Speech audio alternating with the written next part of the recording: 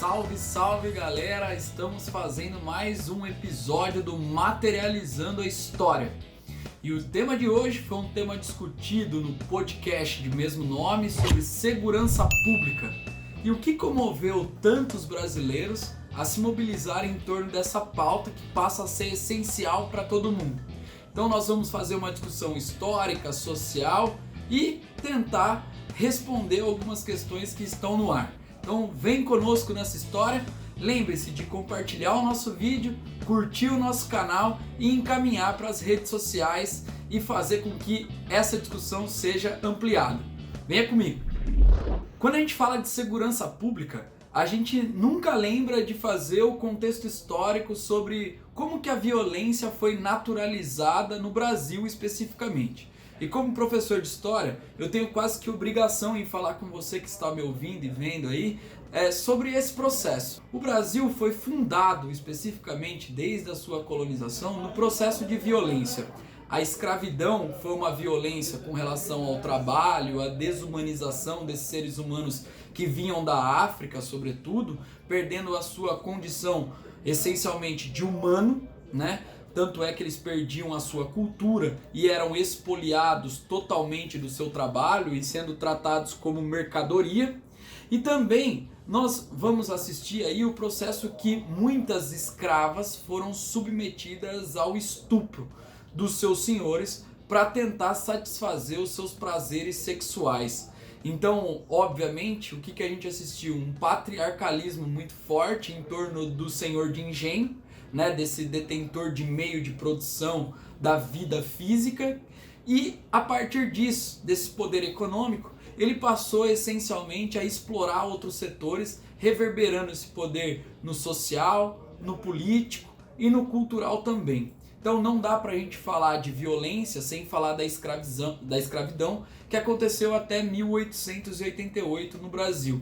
Então o processo de violência por si só é um processo reverberado essencialmente pela escravidão. E essa naturalização da violência, ela acomete a sociedade brasileira, inclusive nos dias de hoje.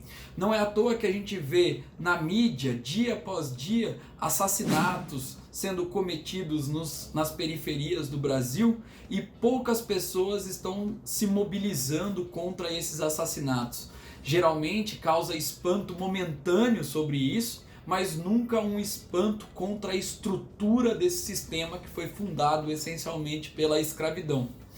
Pensando nisso, como que essa naturalização acontece, sobretudo no espaço periférico? E aí a gente precisa fazer uma leitura do processo de favelização do Brasil, do processo de perifização, nem sei se existe essa palavra, mas de tornar esses agentes marginalizados, colocar esses agentes marginalizados nos espaços periféricos das cidades.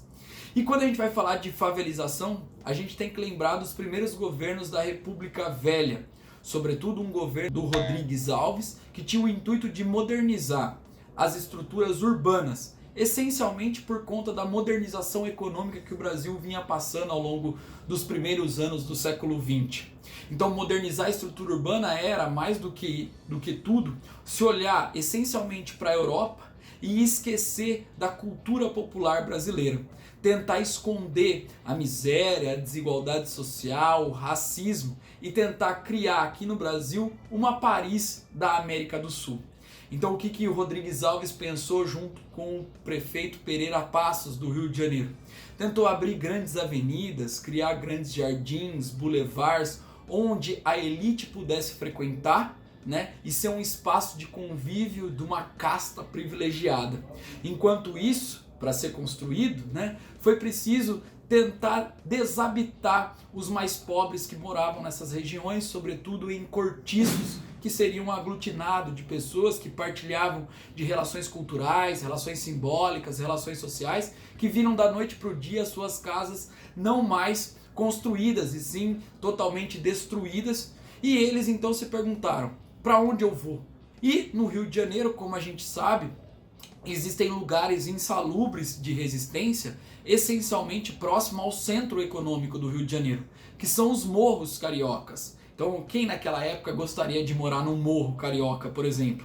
Um lugar que tinha uma vegetação, que não tinha o poder do Estado presente, seja com saneamento, seja com pavimentação das ruas, né? Não ter acesso à educação, não ter acesso à saúde. Então, restou essas pessoas que não tinham condição de comprar um imóvel, né?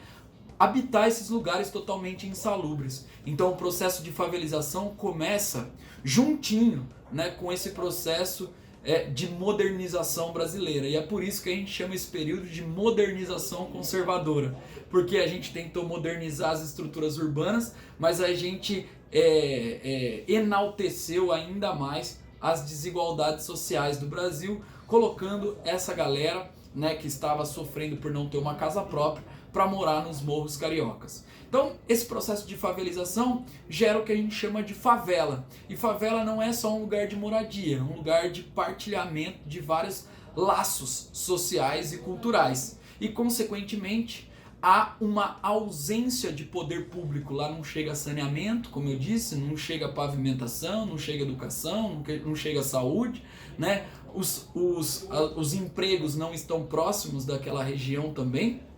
E aí então, essa galera que mora na favela só recebe do Estado, quando o Estado aparece, né, a violência, que seria a bala. Até porque nesses espaços seriam onde as desigualdades elas são mais escancaradas, principalmente porque eles estão marginalizados, então estão mais fragilizados. Logo, há sempre revoltas, há sempre tentativa de costurar o sistema para uma sobrevivência digna. Então o Estado, tentando evitar essas revoltas, e classifica também essas atitudes como ilegais, de tentativa de costurar a sobrevivência, né? Tenta chegar lá com o poder do Estado, mas o poder coercitivo do Estado com as polícias.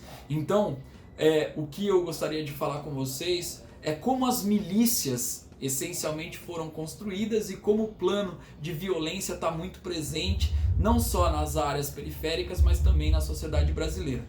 Então confira um pouquinho agora sobre a construção das milícias. Então, como nessas regiões, tanto periféricas como de favela, né, há uma ausência de ocupação do poder por conta do Estado, o Estado não está presente ali, pessoas que conseguem se aglutinar em torno de instituições sociais que têm objetivo e organização acabam ocupando essas relações de poder, né, e acabam determinando como serão as vidas dessas pessoas. Então a gente assistiu essencialmente na década de 90 e anos 2000 um avanço da igreja protestante, da igreja evangélica nesses espaços.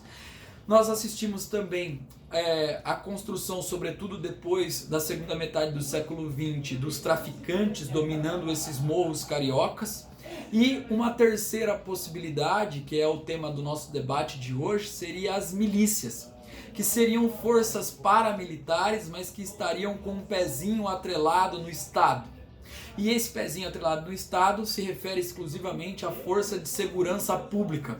E essa força de segurança pública é representada numa corporação policial, essencialmente da força da polícia militar dos estados, mas como a gente está falando do Rio de Janeiro, da força militar do Rio de Janeiro.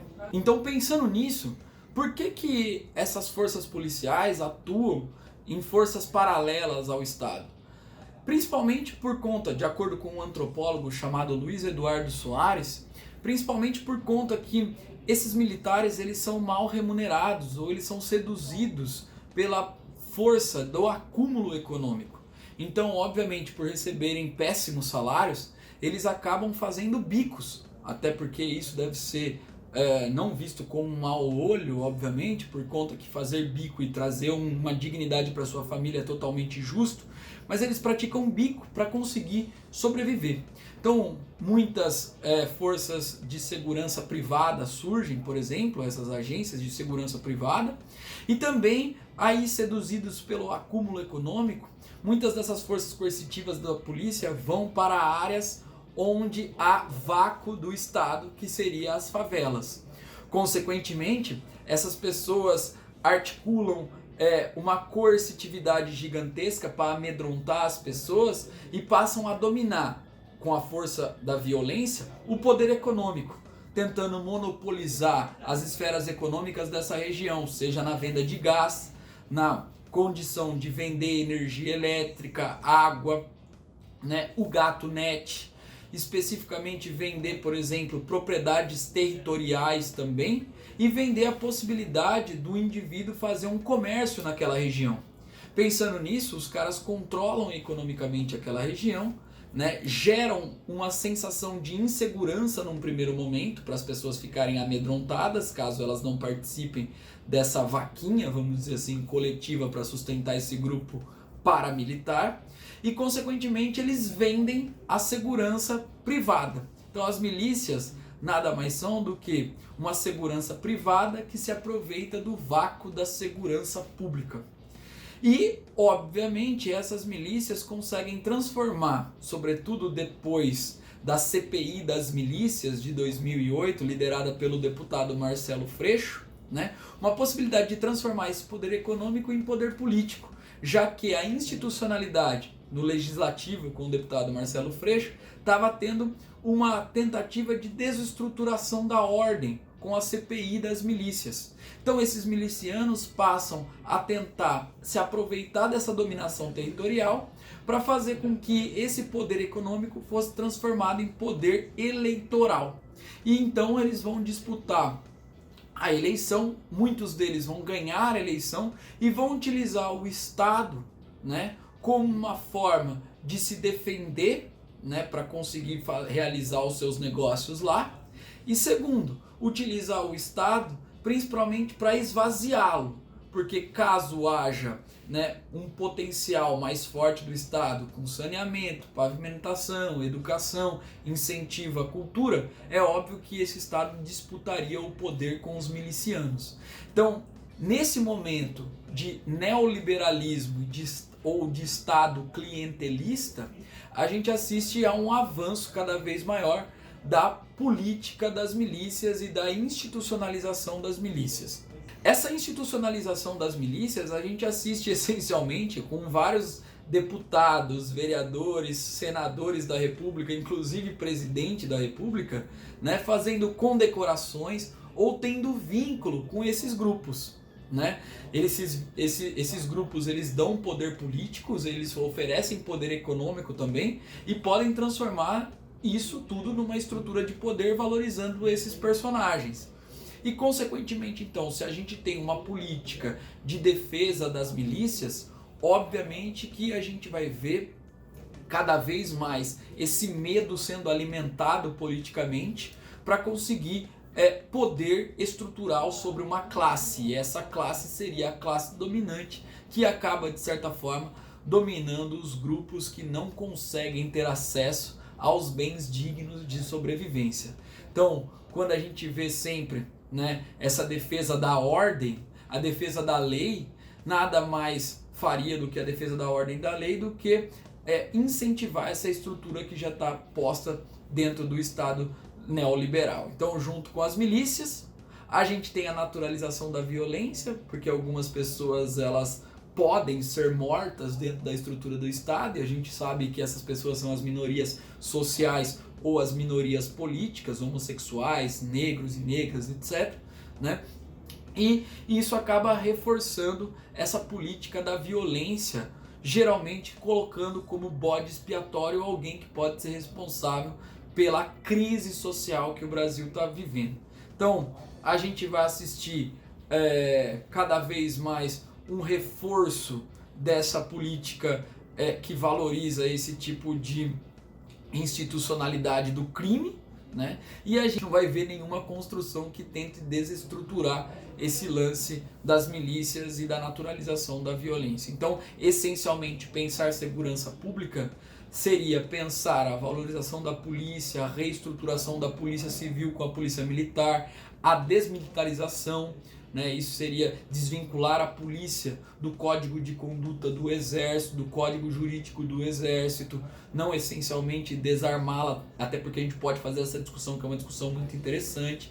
A gente precisa tornar a polícia mais descentralizada, menos hierárquica, para dar mais valor a quem está no contato direto com a população e não aos policiais de gabinete, e tornar, obviamente, essa força policial uma força preventiva, que seria uma força social e não uma força coercitiva. Uma polícia essencialmente para deixar com que os indivíduos tenham os direitos, né? Uma polícia que fiscalize, não deixar, mas uma polícia que fiscalize os direitos das pessoas e não uma polícia que retire o direito das pessoas, como a gente está assistindo.